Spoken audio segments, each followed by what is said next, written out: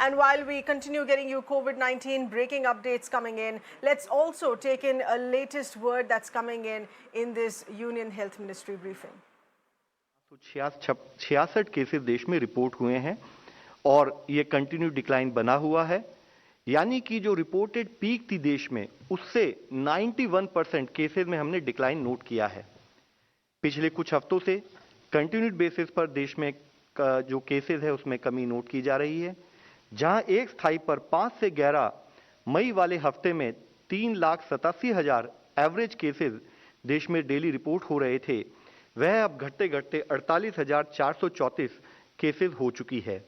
अगर हम देखें कि पिछले हफ्ते के कंपैरिजन में इस हफ्ते कितना डिक्रीज हुआ है, तो उसमें भी यह डिक्रीज और यह डिक्रीज की एक औसत परसेंटेज बनी हुई है और हमने पिछले एक हफ्ते में 17% decrease in average daily new cases reported देखा है।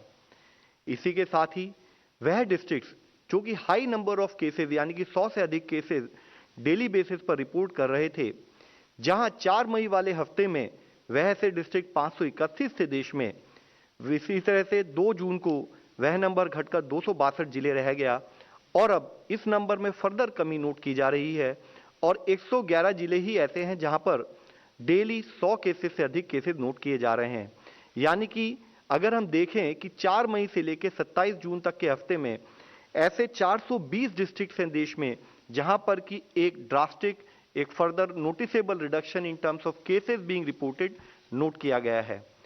एक स्थाई पर देश में जो केसेस आ रहे हैं उसमें कमी नोट की जा रही है, दूसरे स्थाई पर हमारी मेडिकल फ्रेटर्निटी और हमारे फील्ड फंक्शनरीज के कोऑर्डिनेशन का एफर्ट के रूप में हम देख रहे हैं कि देश की रिकवरी परसेंटेज भी बढ़, उनको वह 96.3% थी और नेक्स्ट 9 डेज में भी हमने उसमें बढ़ोतरी नोट की है और अब वह बढ़ते बढ़ते 96.9% हो चुकी है। हम यही स्टेट्स के साथ मिलकर एफर्ट करते हैं कि हमारा फोकस क्लिनिकल मैनेजमेंट और सीमलेस हॉस्पिटलाइजेशन पर बना रहे ताकि इस रिकवरी परसेंटेज को हम और बढ़ा सकें। साथ ही एक्टिव केसेस यानी कि वह केसेस जो या तो हमारे हॉस्पिटल्स में या हमारे होम आइसोलेशन में गवर्नमेंट द्वारा मॉनिटर किए जाते हैं, उसमें भी एक बहुत अच्छी प्रोग्रेस हम लोगों ने नोट की है। अगर आप देखें, जहां एक स्थाई पर 10 मई को देश में 37 लाख से अधिक एक्टिव केसेस थे, वह अब घटकर 5.5 लाख के करीब एक्टिव केसेस रह गए हैं, जिसका मतलब है कि lesser number of active cases means lesser spread of infection as well as to that extent lesser strain on the health system for quality management of these cases. और अब हम देखें तो देश में 31.9 लाख के करीब जो एक्टिव केसेस थे उसमें 10 मई के समय से अब तक कमी नोट की गई है। इसी के साथ ही हमने इससे पहले भी इस पर चर्चा की है कि timely testing is an important aid, is a important tool to identify cases early. जब हमने देश में केसेस में एक बढ़ोतरी का सिलसिला नोट किया, उसी के साथ ही डिस्ट्रिक्ट और स्टेट के साथ चर्चा करते हुए देश में टेस्टिंग की संख्या बढ़ाई गई, जहां हम 7.5 lakh test on an average daily March के समय पर कर रहे थे। पीक के समय पर हमने 21 lakh test on a daily basis किए और अब जब देश में 91% हमारे जो डेली केस रिपोर्ट है पीक से कमी नोट हुई है, तो भी देश में 18 लाख औसतन डेली टेस्ट किए जा रहे हैं।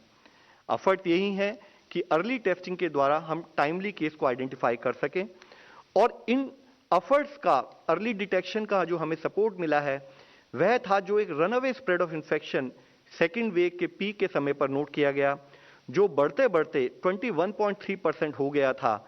अब उसमें 85% डिक्रीज नोट किया जा रहा है और ऑन एन एवरेज अगर हम देखें तो 3.2% is the case positivity in the last 1 week. इसी के साथ ही देश में कंटिन्यूड एफर्ट्स के रूप में वैक्सीनेशन पर जो प्रयत्न किए गए हैं, उसमें मैं आप लोगों की दृष्टि में लाना चाहूंगा कि अब हमने 33 करोड़ का आंकड़ा भी in terms of number of doses आज दोपहर 3 बजे के समय पर जो लेटेस्ट इंफॉर्मेशन अवेलेबल है उसको क्रॉस कर लिया है।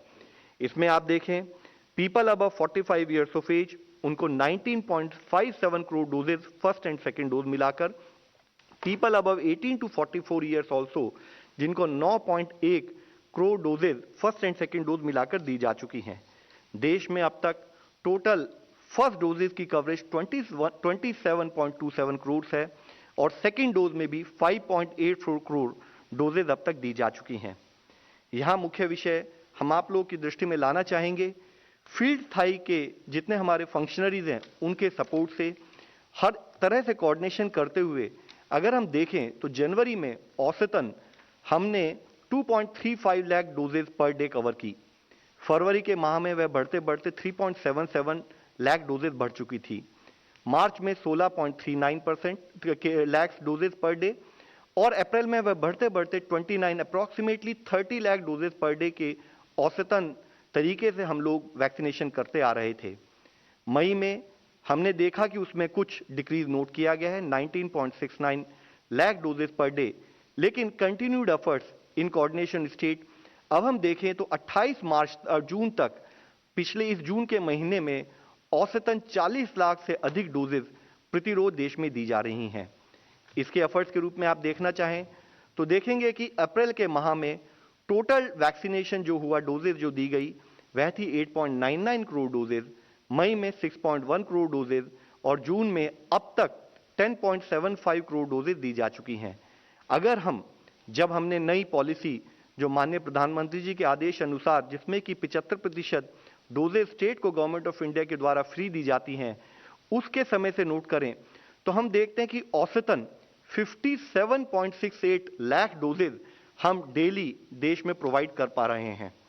इसी तरह से एक चर्चा हम सबके बीच में इससे पहले भी हुई है कि रूरल और अर्बन डिवाइड तो नहीं है, उस विषय में मैं आप लोगों की दृष्टि में लाना चाहूंगा। अगर हम देखें कि रूरल प्रांत में जो हमारे सेंटर्स हैं वर्सेस अर्बन प्रांत में जो हमारे सेंटर्स हैं और माने कि उन सेंटर्स में रूरल और अर्बन पॉपुलेशन आती है तो हम देखें कि हमारी रूरल की कवरेज 9.72 करोड़ डोजेज है 1 मई टू 24 जून, जो यानी कि 56% है, और अर्बन की 7.68 करोड़ डोजेज है जो कि 44% है। तो यहां हम आपके द्वारा सबसे रिक्वेस्ट करना चाहेंगे, जैसे रूरल प्रांत में हमारी ये डोजेज हमारे वैक्सीनेशन कार्यक्रम चल रहा है उसी तरह से सुचारू रूप से चलता रहे, क्योंकि हमारी काफी देश की जनसंख्या ग्रामीण प्रांतों में रहती है, हम उनको भी उसी सुचारू रूप से कवर करना चाहते हैं। एक और विषय कई बार चर्चा में आता है कि महिलाओं वर्सेस मेल वर्सेस फीमेल में वैक्सीनेशन का क्या औसत है, तो हम आपकी दृष्टि में लाना चाहेंगे। अगर हम अपना डेटा एनालाइज करें तो पाते हैं कि एक स्थाई पर 14.99 करोड़ डोजेज महिलाओं को दी गई हैं और मेल लेवल पर 17.48 करोड़ डोजेज अराउंड 54% डोजेज दी गई हैं।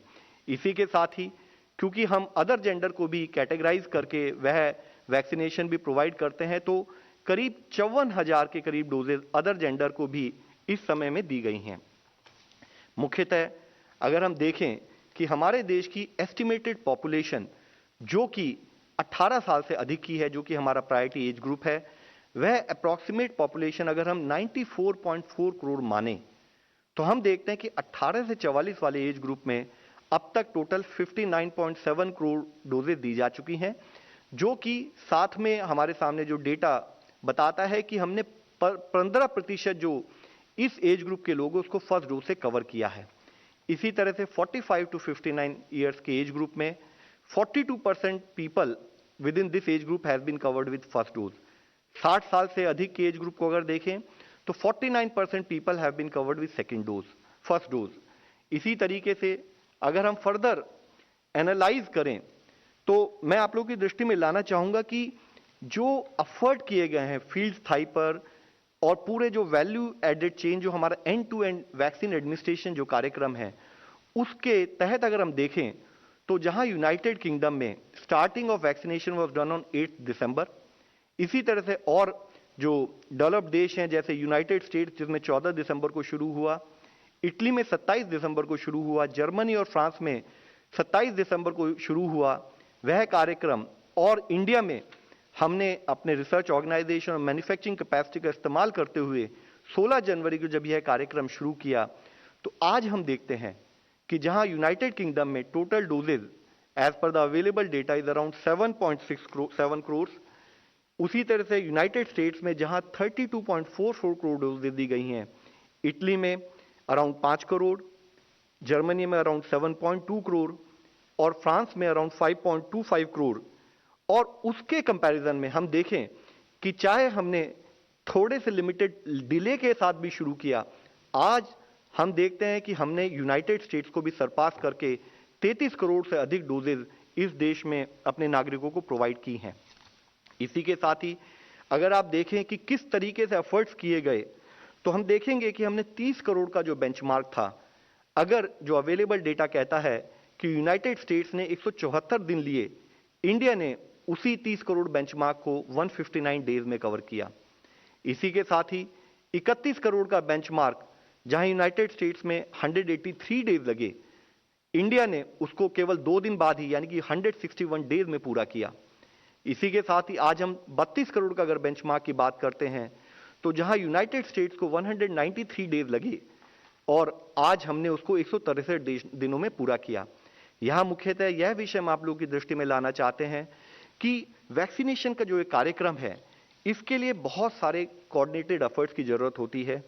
एक स्थाई पर रिसर्च द्वारा वैक्सीनेशन डोजेस को बनवाना, उसके बाद मैन्युफैक्चरिंग प्रोसेस के द्वारा जिसमें क्वालिटी पैरामीटर्स को कंट्रोल किया जाए, उसको बनाने के बाद उसकी टेस्टिंग होना, टेस्टिंग होने के बाद पूरे देश में हर प्रांत में, हर जिले में, हर rural area, even tribal area में उन वैक्सीन को समय के साथ पहुंचाना, पहुंचाते समय कोल्ड चेन का मेंटेनेंस, उसके साथ ही हमें पूरे processes in terms of training of man power, जो कि ये वैक्सीन लोगों को लगाएंगे, साथ में एडवर्स इवेंट की मॉनिटरिंग के पूरे प्रोसेसेस, और उसी के साथ ही लाभार्थी का चयन, लाभार्थी का रजिस्ट्रेशन, लाभार्थी का रजिस्ट्रेशन के साथ ही उसको इन्फॉर्म करना कि आपको इस वैक्सीन सेंटर में इस समय आना है और साथ में आपको सेकेंड डोज इस दिन ड्यू होगी, क्या आपको ये इंटीमेशन देना।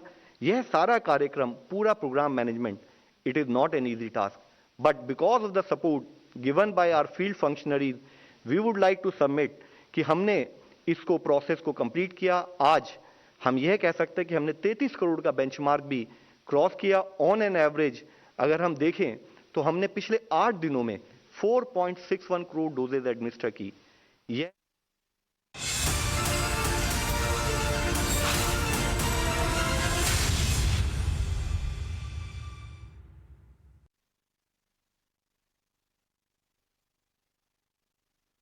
हमारे द्वारा बीमारी लगने की शंका हो सकती है, सर्वेलेंस में सपोर्ट करें और मुख्यतः कंटेनमेंट। हमारा एफर्ट होना चाहिए कि हम वायरस को फैलने ना दें, यानी कि we focus on breaking the chain of transmission. इसी तरह से जरूरी है, अगर हमें सिम्टम्स दिखते हैं, अगर हम पॉजिटिव पाए जाते हैं, तो हम इफेक्टिव क्लिनिकल मैनेजमेंट प्रोटोकॉल का फॉलो करते हुए रेस्पेक्टिव हॉस्पिटल जो कि हमारे लिए नीडेड हो या होम आइसोलेशन हो, हम उस प्रोसेस को पूरा फॉलो करें। और साथ ही हम हमारे देश में जो वैक्सीन बन रही हैं, उन vaccine, they are all safe vaccine, they are all efficacious vaccine. इससे पहले भी हमने इस मंच पर कहा है कि even when the discussion about variant is going on, science has proved it to us कि हमारी वैक्सीन आज भी एफिकेशियस हैं, आज भी यूजफुल हैं। तो हमारा वैक्सीन पर भी उसी तरह से श्रद्धा बनी रहे और हर identified priority age group vaccine को जब भी उनके प्रांत में अवेलेबल हो उसको स्वीकार करें और उसको इस्तेमाल करें। और सबसे इंपॉर्टेंट, अगर हम प्रिवेंशन पर ही काम करेंगे तब हम अपने आप को कोविड से हर तरीके से बचा सकते हैं। माननीय प्रधानमंत्री जी ने कई बार इस विषय में कहा है, दवाई भी कड़ाई भी, यानी कि एक स्थाई पर वैक्सीन हमारे पास अवेलेबल है, लेकिन कोविड से रिलेटेड बिहेवियर में हमारी कोई भी कोताही ना हो। जरूरी है use of mask, physical distancing, 2 गज की दूरी एंड इफेक्टिव हैंड हाइजीन, उसका हम दृढ़ रूप से पालन करें। हम यह मानकर रखें कि हमारी कोई भी गलती हमारे को और हमारे परिवार को नुकसान पहुंचा सकती है। हमने इस विषय में कई बार बात की है। हम गवर्नमेंट की तरफ से आप सबसे फिर से रिक्वेस्ट करना चाहेंगे, विनती करना चाहेंगे, help us to help you. आप हमारी हेल्प कीजिए in terms of following COVID appropriate behaviour, ताकि हम ओवरऑल कोविड मैनेजमेंट के इस लड़ाई में सफल हो सकें। धन्यवाद। Doctor Paul sir. धन्यवाद। पैंडेमिक की सिचुएशन में सुधार है, केसेस पर डे से हम नीचे आ गए हैं,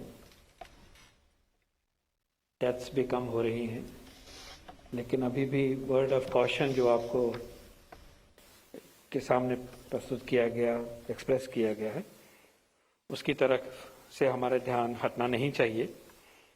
अभी भी हम देख रहे हैं कि 111 जिले हैं जिनमें 100 से ज़्यादा डेली केसेस आ रहे हैं और इनकी लोकेशन आपको एक स्लाइड में दिखाई गई. यू कैन सी इट कि it is in our peninsula region. So Karnataka, Kerala, Tamil Nadu, Andhra, Odisha and West Bengal. तो वहाँ तक पेंडेमिक अब चली गई है और वहाँ पे परसिस्ट कर रही है. सो concern in the face of an ongoing pandemic of this nature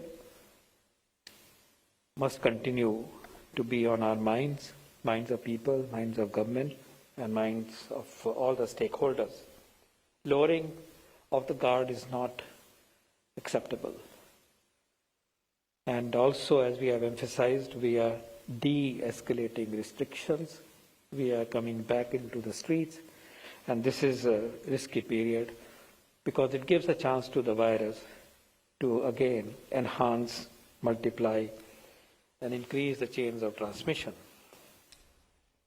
Nonetheless, we are happy that economic livelihood issues are moving in the direction of normalcy, which is also a very important goal and overall strategy. But caution, and above all, mask wearing, taking the vaccine, social distancing, these are very critical. No time for parties, no time for mass gatherings, no time for big celebrations. So that must not be forgotten. And when we are in a closed space, keep the space open, ventilated, windows open, etc., etc.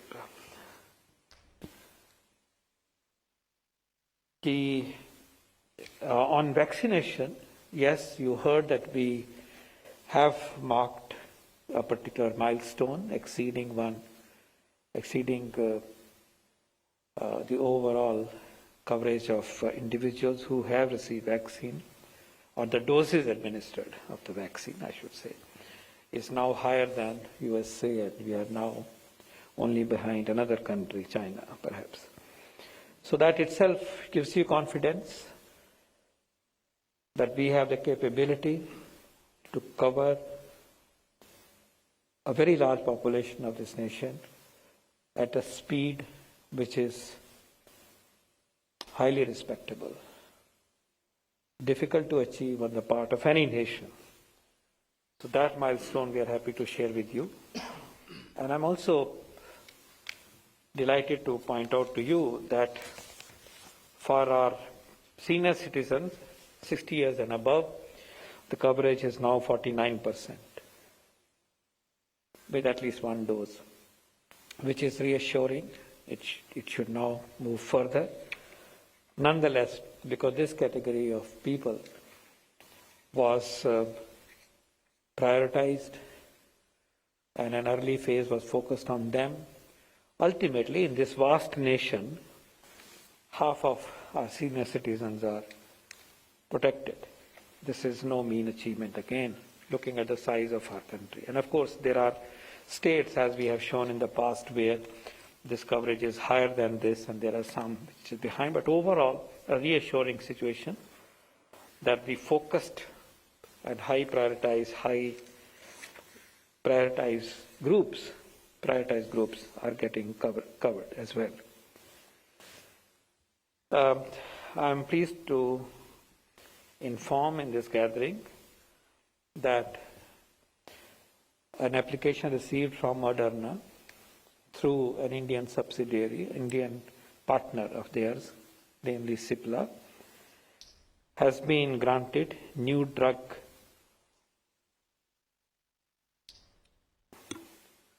permission for restricted use, which is commonly known as emergency use authorization. So new drug permission has been granted to Moderna. This is the first internationally developed vaccine for which now such permission exists today. And as I said, this new drug permission for restricted use, which is the other name for emergency use authorization, is now in operation. And this potentially opens up a clear possibility, clear likelihood of this vaccine being imported into India in near future. There must be other formalities that they have to follow, but a very important licensure has been now given. So now there are 4 vaccines with such licensure: Covaxin, Covishield, Sputnik, and Moderna. So our vaccine basket is now richer by this addition.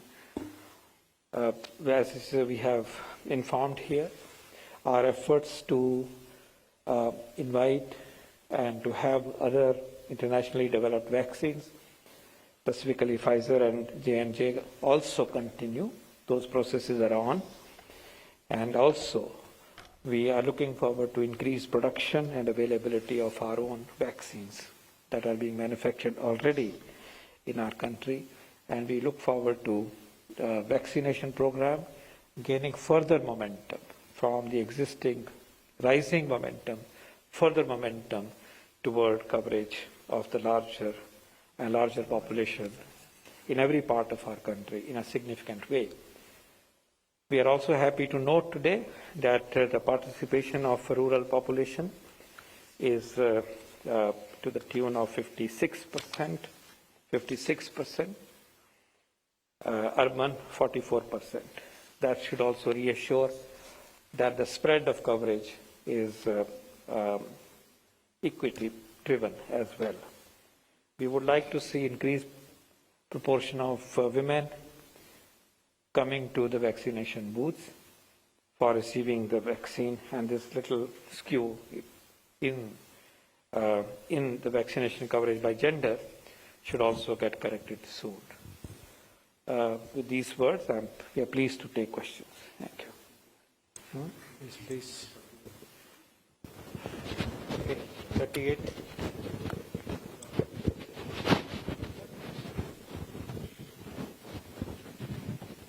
Sir,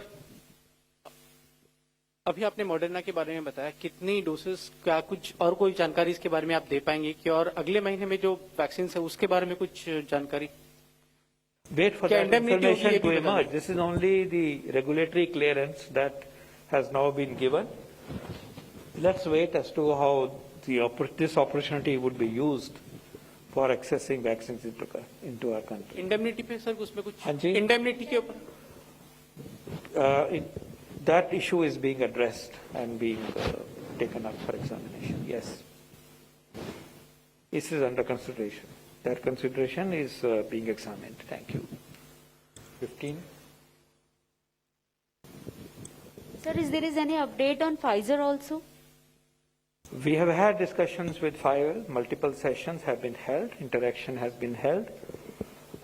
Going through the agreements that are required for such an arrangement to be operationalized, and our information and exchange of thoughts and inputs are going back and forth. That process is very much on. We had one intensive meeting last week, and we are looking forward to receiving the feedback from there and now. 58. Sir, मेरा सवाल vaccination को लेकर के है कि कई लोग जानना चाहते हैं। सर, उर्मिलेश हूँ, डीडी न्यूज से। वेलकम। सर, वैक्सीनेशन को लेकर के मेरा सवाल है कि कई जो महिलाएं हैं, जो स्तनपान करा रही हैं महिलाएं, क्या उनको वैक्सीन लेना चाहिए या नहीं? और इसी से जुड़ा हुआ सर दूसरा सवाल है कि ये अफवाह चल रही है कि वैक्सीन से मेल और फीमेल दोनों में जो है नपुंसकता हो रही है। इस पे सर आप क्या कहेंगे? दोनों बातों को मैं बिल्कुल क्लियर लैंग्वेज में एक्सप्लेन करना चाहूंगा। फर्स्टली, क्या ये हमारे वैक्सीन, अब तो 4 हो गए हैं, क्या ये चारों वैक्सीन लैक्टेटिंग विमेन को, स्तनपान कराती हुई महिलाओं को देने चाहिए, देने जा सकते हैं, सेफ हैं? The answer is yes, yes and yes. ये सारे वैक्सीन स्तनपान कराती हुई महिलाओं को लेने हैं, ये बिल्कुल सेफ है। और जैसे मैंने पहले भी क्लैरिफाई किया कि स्तनपान कराइए, वैक्सीन लीजिए, उसके बाद फिर स्तनपान कराइए जैसे भी बच्चे को जरूरत है। कोई इस तरह की प्रिकॉशन की कोई जरूरत नहीं है। नॉर्मल कोर्स में स्तनपान कराती हुई महिलाएं वैक्सीन ले सकती हैं, लेना चाहिए, उनको कोई हेजिटेशन नहीं होनी चाहिए, इसके बारे में किसी को भ्रम नहीं फैलाना चाहिए। This is scientifically valid and this applies to all the vaccine that have been licensed. दूसरा पॉइंट आपने कहा है कि नपुंसकता हो सकती है, ऐसी भ्रम फैलाया जा रहा है, ऐसी बातें सुनने में आ रही है। उसके बारे में मैं बिल्कुल पूरी अथॉरिटी के साथ और अगेन विज्ञान, साइंस, रिसर्च उनके बेस पे कह सकता हूं पूरी अथॉरिटी के साथ कि ये ऐसा कोई साइड इफेक्ट हमारे किसी भी वैक्सीन के साथ एसोसिएट नहीं है। ये साइड इफेक्ट, ये इस तरह की सिचुएशन पैदा होने का सवाल ही नहीं पैदा होता है। इसको बिल्कुल ये लीजिए कि ये भ्रम फैलाने की बात है, अफवाह फैलाने की बात है, डाउट पैदा करने की बात है, इसलिए इन बातों पे प्लीज विश्वास नहीं करिएगा। इन सब चीजों का फैसला जब हम एनिमल एक्सपेरिमेंट्स करते हैं, ह्यूमन एक्सपेरिमेंट्स करते हैं, क्लिनिकल ट्रायल करते हैं, इन सब चीजों को पूरी तरह से देखकर, पूरी तरह से असेस करके ही वैक्सीन को ऑथराइजेशन मिलती है। So there is no chance and no association with any infertility, male or female, in relation to any of the licensed vaccines, including Covaxin, Covishield, Sputnik vaccine, as also Moderna vaccine. 116. Sir, Brahma Prakash ji news से। Sir, मेरा सवाल ये है कि कुछ राज्यों से लगातार कल से ये खबरें आ रही हैं कि वो वैक्सीनेशन साइट कई बंद कर रहे हैं क्योंकि वैक्सीन की उपलब्धता नहीं है, जबकि आप लोग कह रहे थे कि जो जून के अंत और जुलाई से ज्यादा उपलब्धता होगी। साथ ही ये भी खबरें आ रही कि कई राज्यों में एक एक आधार नंबर पे 15-15, 20-20 डोजेज लगा दिए गए, तो इसको लेकर क्या जानकारी है? और दूसरा सर, मैं सवाल ये पूछना चाह रहा हूं कि जो अभी जैसे संक्रमण के मामले कम हो रहे हैं, लेकिन मौतों का आंकड़ा हाई है, आज भी 927-900 से ज्यादा डेथ हुई हैं और लगातार 1000 से ऊपर बनी रही है, तो इसका कारण क्या है? क्या राज्य बैकलॉग डेटा निकाल रहे हैं या फिर अभी इतनी ज्यादा डेथ हो रही है? Thank you. मैं दूसरे सवाल का जवाब दूंगा, पहले सवाल का जवाब लव अग्रवाल देंगे। केसेस कम हो रहे हैं, ये ठीक है। डेथ्स जब होती हैं, आज ये केस है, ये दाखिल होगा, केस आज डिटेक्ट हो गया, RT-PCR की रिपोर्ट आ गई, अब ये इसको सिम्टम्स होंगे, बीमारी होगी, दाखिल होगा, तो ये कुछ दिन लग जाते हैं, 10-12 दिन के बाद डेथ होती है पॉजिटिव होने के बाद में, तो थोड़ा लैग पीरियड होता है। मान लीजिए 10 दिन का लैग पीरियड होता है, 12-14 दिन का लैग पीरियड होता है। तो डेथ में बढ़ोतरी भी, वेव की न्यू केसेस ऐसे बढ़ते हैं, ये पीछे होती है, थोड़ा सा पीछे चलती है 10-12 दिन। इसी प्रकार जब ये नीचे आ रहे हैं केसेस हमारे, तो न्यू केसेस आगे आगे, डेथ उसके पीछे पीछे पीछे कम होके आ रही है। एक तो ये आपको मन में रखना चाहिए। दूसरी बात यह है कि केसेस कम होने के बाद जो केसेस रह जाते हैं अस्पतालों में, वो वही होते हैं जो सीरियस होते हैं। तो सीरियस में कोशिश की जाती है कि जान बच जाए, उनका लंबा स्टे होता रहता है, तो फिर वो उस तरह का भी बैकलॉग जो है वो रह जाता है। अब आप देखोगे कि अस्पतालों में कोविड का नॉर्मल वार्ड खाली हो गए हैं, लेकिन ICU जो है अभी भी वहां पे केसेस हैं। तो ये इन शॉर्ट पॉइंट ये है कि डेथ का जो लैग है वो थोड़ा है, इसकी वजह से वो थोड़ा से पीछे पीछे चल के वो डिक्लाइन होगा। सेकेंडली, हमें ये याद रखना चाहिए कि किसी स्टेज पे जो डेथ रेट्स थे वो थोड़े से हाई हुए थे कंपेयर टू फर्स्ट वेव, तो उसको भी सेटल होते थोड़ा टाइम लगेगा, लेकिन have no doubt that the deaths are declining, deaths are clearly on a downswing, and it is only a matter of time. It is essentially the lag because of which these are there. But as I said, some of the serious cases who had prolonged NICU stay from the earlier peak stage and more intense phase are also adding up to this situation. आपने Covaxin या कुछ ऐसा एक विषय raise किया है कि कई जगह पर सेंटर बंद हो जाते हैं, बंद कर रहे हैं, तो उसके लिए देखिए उसको समझने की जरूरत कैसे है। होल जो वैक्सीन प्रोग्राम है, it is also a very clearly logistics management issue. तो जैसे इस मंच पर इससे पहले भी हमने बताया है कि जितनी भी वैक्सीन अवेलेबल होती हैं, गवर्नमेंट ऑफ इंडिया के द्वारा स्टेट्स को और थ्रू स्टेट्स हम डिस्ट्रिक्ट को ये बताते हैं कि आने वाले 15 दिनों में या आने वाले 1 महीने में आपको क्या क्या वैक्सीन की कितनी उपलब्धता होगी। उसके बेसिस पर उन स्टेट्स को और डिस्ट्रिक्ट्स को हम कहते हैं कि based on the availability of vaccine आप अपने सेंटर्स को प्लान कीजिए। उस समय पर ऐसी कुछ सिचुएशन भी आ सकती हैं कि based on that particular vaccine available in a particular centre, जो अगर उस दिन अवेलेबल है तो नेक्स्ट खेप के आने में अगर थोड़ा समय लगेगा तो वह वैक्सीन सेंटर हो सकता है कुछ समय के लिए वो पर्टिकुलर वैक्सीन की डिलीवरी या उस वैक्सीन की डोजेज ना लगाए।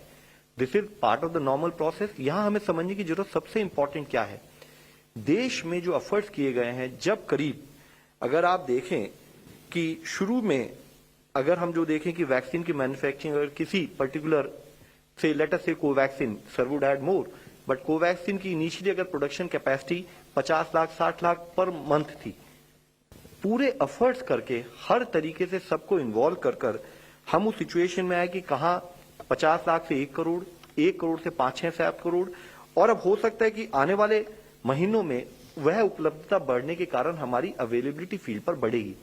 This is part of the normal process of upgrading the health infrastructure to manage the needs of the country. तो यह अगर कुछ केसेस में है तो स्टेट के साथ इसके बारे में डिस्कशन करके प्रॉपर हम उसके बेसिस पर इनको प्लानिंग करने के बारे में बताते हैं। दूसरा विषय आपने जो कहा कि कुछ पर्टिकुलर केसेस ऐसे आए हैं, जैसे पिछली बार भी इस विषय में एक चर्चा हुई थी कि कहीं पर किसी लोकेशन पर अगर कोई फ्रॉड होता है या कोई गलत वैक्सीन दी जाती है, या पर्टिकुलर केसेस पर जैसे आपने एक उदाहरण दिया कि एक आधार नंबर पर 2 वैक्सीन दी गई हैं। तो यहां आपको यह समझने की जरूरत, मैं आप सबसे रिक्वेस्ट ये करूंगा कि यह हमें समझना चाहिए कलेक्टिवली कि आज यह लेवल की मॉनिटरिंग, जब देश में 33 करोड़ डोजेज देने की हम बात कर रहे हैं, अगर कहीं पर कोई individual failure because of any reason होती है तो बिकॉज इस देश ने एक इन हाउस बनाया हुआ एक आईटी प्लेटफॉर्म यूज किया है, जिसके कारण आप और हम सब कलेक्टिवली अगर 10, 20, 50, 100, 200 केस कहीं पर भी अगर कोई गड़बड़ होती है तो उसको हम पकड़ सकते हैं। आपने खुद ही देखा होगा कि एसएमएस जाता है, एसएमएस बताता है कि आपको वैक्सीन मिली या नहीं मिली। आपने किसी ने आपका गलत नंबर एसएमएस दिया, तुरंत आप उसको रेज कर सकते हैं, बता सकते हैं कि मुझे वैक्सीन नहीं मिली। तो आज हमने इस देश में, जो कि माननीय प्रधानमंत्री जी के शुरुआत के समय से आदेश थे कि यह इंश्योर करो कि वैक्सीन जब दी जाए फील्ड पर हर तरीके से एडवर्स इवेंट की मॉनिटरिंग हो और हर तरीके से सेकेंड डोज भी उसको मिले समय पर, उसकी मॉनिटरिंग की एक प्रणाली हो, और उसके लिए आईटी टूल को यूज किया जाए, जिसके तहत ही कोविन प्लेटफॉर्म बनाया गया है। तो आज जो आपके द्वारा ये इशू बताए गए हैं, फील्ड में इशू आ रहे हैं, जो ये इंडिविजुअल एब्रेशन है, ये हम आईटी प्लेटफॉर्म को इस्तेमाल करने के कारण पकड़ पा रहे हैं, जिसके कारण अगर कहीं भी कोई छोटी गलती होती है उसको पकड़कर उसको सही करने के लिए जो भी दिशा निर्देश दिए जाएंगे वह हम स्टेट से डिस्कस करके उनसे एक्शन लेने के लिए कहते हैं। 19 हेलो सर, मेरा सवाल यह है कि डेल्टा प्लस वेरिएंट को लेकर अभी कम जानकारियां सामने आ रही हैं, और खास करके पिछली प्रेस कॉन्फ्रेंस में जैसे ही आप लोगों ने केसेस का जिक्र किया, उसके बाद कई राज्यों से कहा गया कि उन राज्यों में अब केसेस तो नहीं हैं।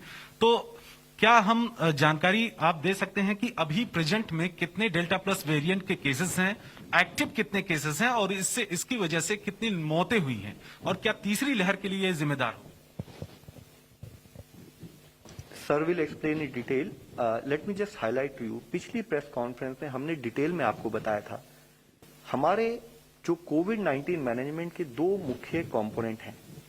एक कंपोनेंट है साइंस के द्वारा यह समझना कि कोविड-19 मैनेजमेंट कैसे किया जाए, और जब साइंस हमें यह आइडिया, यह अप्रोच बताती है कि इसको कैसे मैनेज किया जाए, उसके बाद पब्लिक हेल्थ की तरफ से हम फील्ड पर क्या कार्य करें। उसी के तहत अगर आप देखें कि इंसाकॉक के द्वारा डेल्टा और डेल्टा प्लस को आइडेंटिफाई कर ट्रैक किया जाता है। ट्रैक करने के बाद उसमें कैसे अगर कोई वेरिएंट आता है तो उससे हमारे public health action in terms of management of Covid में उसमें कोई फर्क पड़ता है, उस पर कोई बदलाव लाने की जरूरत होती है, उस पर चर्चा कर उसके तहत एक्शन लिया जाता है।